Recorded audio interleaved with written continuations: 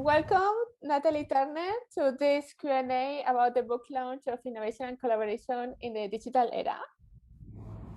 Thank you. Good to be here. Yeah, you are in the chapter 3 with your quote, like in a podcast with some 2 or 3 years ago about collaboration for innovation. And you said, I think it's a killer quote. It's like collaboration for innovation means creating the value together with a common purpose to bring the impact to the society. I think this is the best quote ever. Thank you. Thank you. Well, we have to, don't we? We really do have to be thinking about what we're creating and the impact that it's having, and hopefully positive impact, particularly now, even more so. Yeah, totally. So how do you kick off a collaboration? Do you have a methodology, and how do you connect collaborators? Because I think you have your own methodology and you are very meaningful and mindful with this. Yes. Well, as you can see behind me here, I have my model, the 6 Eyes of Innovation, and you can see that there are 6 different phases around the edges. You know, identify, ignite, investigate, invest, implement, and improve. And right in the middle, we have the very, very important part of the innovation journey, which I think a lot of the times we forget, if I'm honest. Purpose. Yeah, purpose. So it's absolutely central, and I built it centrally into the model as a place for collaboration, a place for alignment. I think, collaborating is hard work. I think that oftentimes we think it's a soft word, but actually it's a really difficult thing to do, and particularly when we're trying to do new things. So I always suggest to people, and when I'm working in teams as well with other people for my own work, is start with purpose. And purpose is multi-layered. There's your purpose as an individual, and then there's your activity that you're working on, or what you're trying to achieve together. And then you've got your higher purpose. So, hopefully the impact, the bigger impact, like you were just saying, around the quote. So I say start there, the purpose, the anchor that really should be the guiding North Star to all of our work. Yeah, and I think this is the why, this part later of the motivation, why we are here together, why we are collaborating. Let's keep going in a, much better, like, I have to do this with you, and that's all, like this together. Absolutely, because particularly when you've got, say, different people or different partners or different groups coming together to try to do something together, they're all going to have very unique perspectives about how they see the world, or how they see even the activity, or the project, or whatever it is that you're working on together.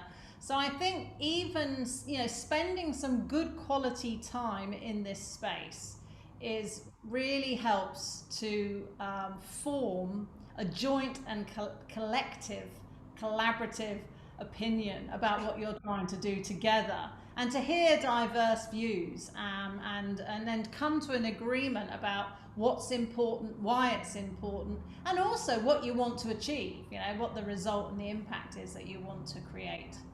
It's something like matching objective, because everyone is bringing, I bring this to the table here now, and other is like, it seems opposite. If you are not bringing a common place, it will not work.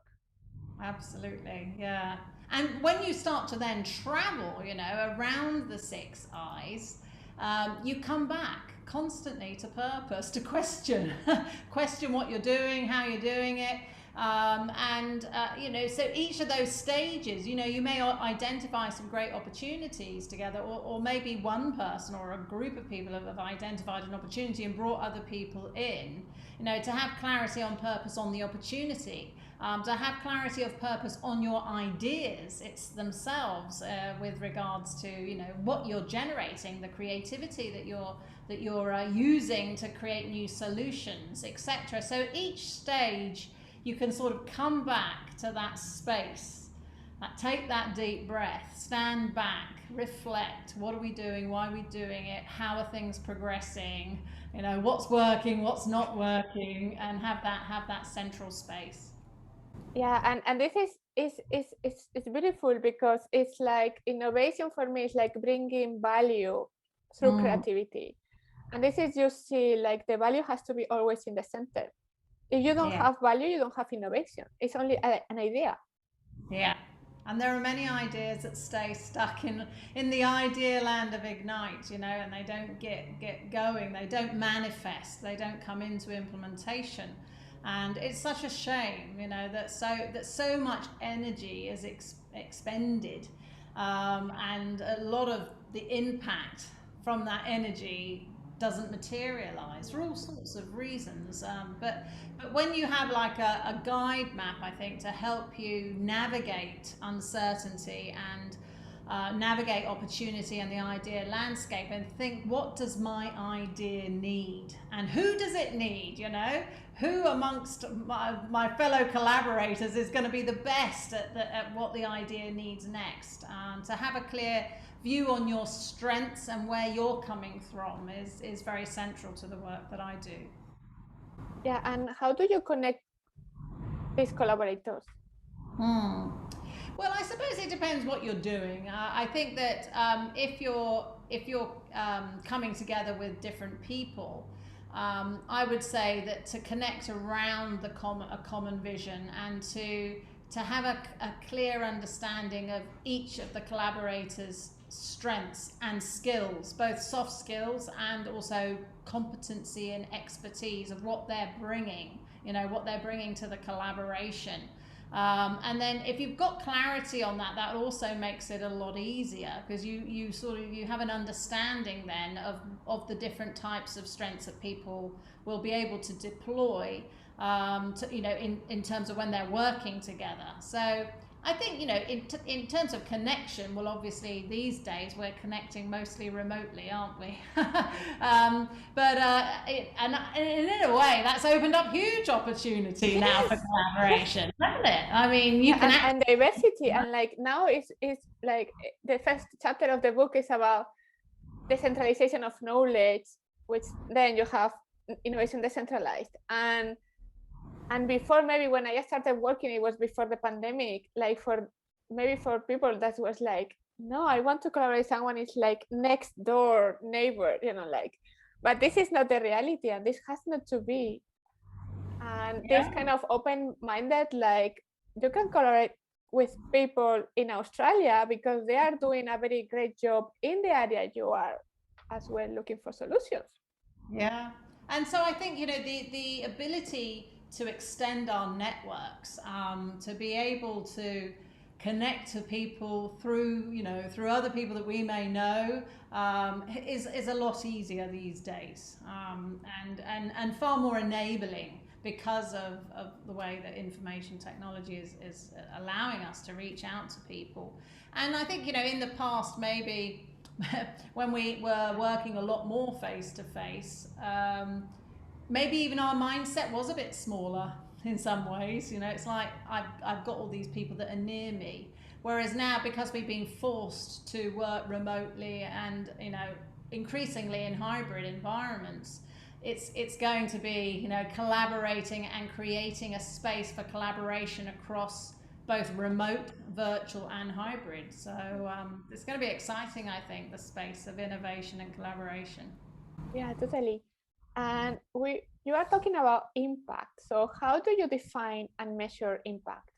Well, going back to purpose, I would say, you know, start there. And when you're actually defining what it is you're trying to do, define also what is the impact you want to create. And obviously, depending on what it is you're working on, that will differ.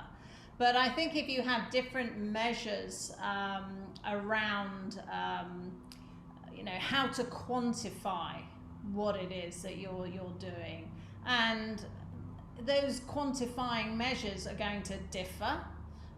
depending on, again, on what it is. If it's, say, a new product you're trying to create, then it'll, you know, usually be the impact of the take up of that new product in the marketplace.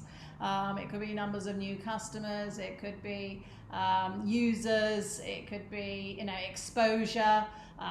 You know, if you're measuring things that are to do that you're able to measure data and digital interaction, fantastic, because you have very, very concrete measures now to measure your impact and your success. Obviously, if you're doing things which are not related to that and don't have maybe a digital or a data component to them, you're going to have to create other types of measures to support that. But I would say, you know, as well as quantifying that type of impact, for people to really be thinking about what's the impact on people, how do I measure the positive impact on people, how do I measure the positive impact on planet, environment, things like that. And that again will depend on what it is that you're creating. If it's a product, it could be to do with your supply chain, it could be to do with waste, it could be to do with the materials you use. There's all sorts of things. But to be really thinking through what is the bigger impact of what I am going to create, or we're going to create together, on both planet and people, as well as on the performance, whether that's financial performance or productivity or efficiency gains or whatever it might be that you're trying to do. And then how do you define value and measure the value? Well, value is lots of things, isn't it? I mean, I think the first thing most companies think of is financial value. It's usually some sort of return on investment or return on innovation, and you know, quantified numerically, normally with money. You know, a lot of the time that is a very, you know, very real measurement, and nothing wrong with that. But there are other forms of value. I think that there's social value, for example. There's environmental value. There's you know, strategic value. You could be doing something that's not actually going to create much financial value for you, but you really want to be first out there, or you want to take a lead, or you want to be seen to be you know, doing something very new and very novel, and so you think that through. You think, okay, well, I may not have the impact financially that I'm looking to create, but maybe I'm going to be seen, you know, so I have more brand value that I'm creating out in the world. Yeah. And why is so important collaboration for innovation? Well, I think one of the big reasons is because it requires so much diversity, and no one person has it all, even less so these days, whether they're hard skills, whether they're technical skills or expertise or soft skills. We really do need each other, and innovating is it's not an individual activity. It is very much you know, it requires the collaboration, it requires partnerships, it requires reaching out and having, you know, open innovation was always sort of seen as something at the front end, you know, of getting those initial ideas. But I've built it into the whole of the model. You've got to have open innovation in implementation. You've got to have open innovation in improvement, open innovation in, you know, in the invest stage of the journey of your ideas. So I think that it's really important, because we need collective intelligence, and we need diversity of thought and perspective and skill to make our ideas work. And so much now is it's not from the past necessarily, you know, the knowledge, it's not just about learning something from the past, but there's very much a rapid way of being able to acquire new skills and apply and build learning, you know, in the moment. And when you're trying to do new stuff, that gets harder than, say, if you're doing something that you really know what to do, you know. So I think collaboration is absolutely key for making ideas work. And then you are working as a consultant with your book of the 6 Eyes of Innovation, but as well as your own NTO's company. How do you help customers to innovate, you know, you are working with corporates, but as well small businesses. And this Yeah. is one of the struggles, yeah, you can innovate. And this is the super cool message. I mean, Yes, you can innovate. Yeah. You know, absolutely. So, I mean, the whole approach really of our organisation is practical innovation. I think, Yeah, you know, totally. what happens is, and it's interesting, I do a lot of training. We have training programs called the 6 I's in Action, for example. And this is where we actually teach people how to innovate. Because a lot of people are told to be innovative in their, in their workplaces. And normally they'll equate that with being creative. Well, I've got to, generate some ideas, the ignite phase on the 6 I's. But actually, as we know, innovation is a lot more than creativity. You need it. You absolutely need creativity and new ways of thinking. But, so there's a lot more to it in terms of making something happen. So how we help is to give people the tools and the approaches and the ways of thinking to be able to create the capability to innovate as a systematic way of working, not just something that might happen or some people do it, or there's like the innovation department and everyone else does work. There's this whole sort of division. Yeah, isolation. It's like putting silos everywhere when you have to bring people together. Yeah, absolutely. And that's where you need that collaborative view as well. When people sort of say, wow, I never even thought I was innovative, because they find out maybe they're an implementer or they're an implementer improver on the 6 I's. But I say that, to be able to implement and improve is they are subsets of an innovation skill set, just as much as to be creative is an innovation skill set. And we need all of the different types of skill sets to make things work. So the main things I would say are to bring a practical, hands-on, tools-led, mindset-driven, people-centered approach to innovation, where people go away and say, I know how to do this now. I've got a way of thinking that's agile and adaptive, and it's not like a linear stage gate type approach to it, but it gives people something to hold on to. So having those sorts of training programs is one of our big things that we run through practitioners. We train certified practitioners in the 6 I's across the world, and then they will take this out into their clients, their organizations, globally. So that's the main aspect that we do. Yeah, thank you, Natalie. It was amazing. I think this is as well. I will go for feminist now, but I think it's how women, they are bringing this space into innovation in a completely different way, much more positive, not competition, but more collaboration, and thinking a different kind of frameworks. And I think this is one of the values of diversity, to have different perspective of how to do things in the market and in this industry of innovation and research. Absolutely, yeah. And when I developed the 6 I's back in 2009, it really came out of an absence of human, people-centered approaches to innovation. Everything was very engineering driven or technology driven or R&D driven. Nothing wrong with those approaches, but innovating is a lot more than that. Yeah.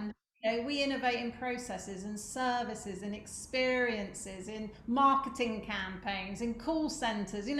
There are other things where we need to be thinking about how to do things differently. And I think that people need something that's accessible to them, that's relevant to them, their job. When they get up and go to work, they think, I know how to innovate in my work, my world. And I can relate to being innovative in that context, and to help people understand that there are degrees of innovation. There's radical innovation, there's incremental innovation, and everything in between. So I think to have that approach where it empowers people, it helps to wake them up and think, yes, I can innovate. And that is really a core and critical message. even more so right now, you know, as we're living through this pandemic and having to innovate everywhere, every day, doing new things, you know, to help people have the tools and the capabilities to do this is very, very important. Yeah, thank you very much, Natalie. Thank you. Thank you for having me on your program. Yes. So thank you very much. See you next week in our book launch interviews.